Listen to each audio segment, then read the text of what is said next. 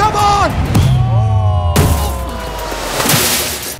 অনেক অপেক্ষার পর শেষমেশ আজ 20 জুন আর আজই রিলিজ করেছে সিতারে জমিন পর মুভিটি আমির খানের।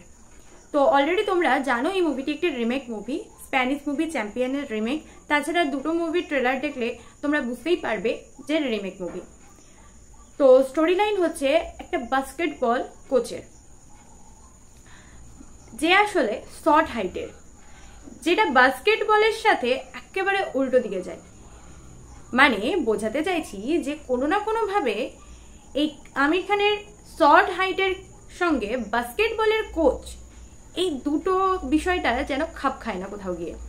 কোনো না কোনোভাবে জাস্টিফাই করা হয়েছে যে বাস্কেটবলের কোচ হওয়া সত্ত্বেও এতটা শর্ট হাইট কেন। যাকে এটা নয় আমরা সাইডে রেখেই দিলাম। তো স্টোরি লাইন হচ্ছে গুলশান, প্লেড বাই আমির খান, যিনি একজন বাস্কেটবল কোচ, যার অ্যাঙ্গার ইস্যু রয়েছে, যার কারণে সে একটা ভুল করে বসে, আর যার কারণেই তাকে একটা শাস্তি পেতে হয়। আর শাস্তি হিসেবে দেওয়া হয় ইন্টেলেকচুয়াল ডিসেবল বাস্কেটবল প্লেয়ারদের ট্রেনিং করতে হবে, যে প্লেয়ারদের অলরেডি ন্যাশনাল চ্যাম্পিয়নশিপ রয়েছে সামনেই। তো তাদের সবাইকে আমির খানের ক্যারেক্টার কিভাবে ম্যানেজ করলো, কিংবা তাদের টিম আদৌ জিততে পারলো নাকি হেরে গেল, আর সে কি ম্যানেজ পুরোপুরি করলো নাকি মাঝ রাস্তাতে সে তার দায়িত্ব ছেড়ে পালিয়ে গেল, এই সব কিছু আমরা জানতে পারবো মুভি দেখলে। তবে মুভিটা খুব সিম্পল রাখা হয়েছে, এখানে কোনো রকম কোনো জটিলতা রাখা হয়নি, যার জন্য খুব ইজিলি বুঝতে পারবে দর্শক, আর অডিয়েন্সের সাথে খুব ভালোভাবে কানেক্ট করতে পারবে মুভিটা। টাইম একটু লং, 2 ঘন্টা 35 মিনিটের, যদিও ফার্স্ট হাফের যে টাইমটা সেটা স্টোরির বিল্ড আপের ক্ষেত্রেই অনেকটা নিয়েছে। আর যে টাইপের স্টোরি, সেক্ষেত্রে একটু স্টোরি বিল্ড আপের জন্য সময়টা প্রয়োজন ছিল। এখানে শুধুমাত্র স্পোর্টসেরই বিষয় নেই, বরং রোম্যান্সও রয়েছে, লাভ স্টোরিও রয়েছে। কিন্তু যদি স্পোর্টস ড্রামা হিসেবে এই স্টোরি থেকে এই লাভ স্টোরিটা ভালো দিয়ে দিতাম আমরা, তাতেও কিন্তু খুব একটা এফেক্ট পড়তো না। আমির খান একটা সোশ্যাল মেসেজ আমাদের সামনে তুলে ধরেছে। আমাদের নজর সবসময় এরকম মানুষদের জন্য একটু আলাদা হয়ে থাকে, তাদেরকে আমাদের নিজেদের মতো নর্মাল মনে করে আমরা কিন্তু আমাদের কাছে টানি না।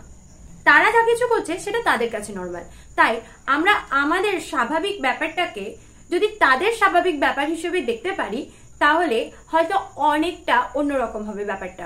কমেডি তো অবভিয়াসলি রয়েছে, কিন্তু এমন কোনো কমেডি নেই যেখানে কোনো রকম ভাবে কারোর খারাপ লাগতে পারে, পার্সোনালি হিট করতে পারে, হাসাবে প্লাস কাঁদাবে। একটা কথা বলতেই হচ্ছে, এই মুভিটা হয় রিমেক, এটা আমরা সকলেই জানি, কিন্তু রিমেক হওয়া সত্ত্বেও ভারতীয় মুভির হিসেবে যে প্রেজেন্টেশনটা দিয়েছে আমাদের সামনে, সেই প্রেজেন্টেশনটা কিন্তু একেবারে ইউনিক, আর যেটা কিন্তু সত্যিই প্রশংসা করার যোগ্যই। তারা আরো একটা চ্যালেঞ্জিং ব্যাপার রয়েছে এখানে, যে নন অ্যাক্টরদের নিয়ে এখানে কাজ করা হয়েছে, কিন্তু নন অ্যাক্টররাও এত ভালো প্রফেশনাল অ্যাক্টিং করেছে, যেটা দিয়ে মানুষের মন কিন্তু অটোমেটিক জয় করবে।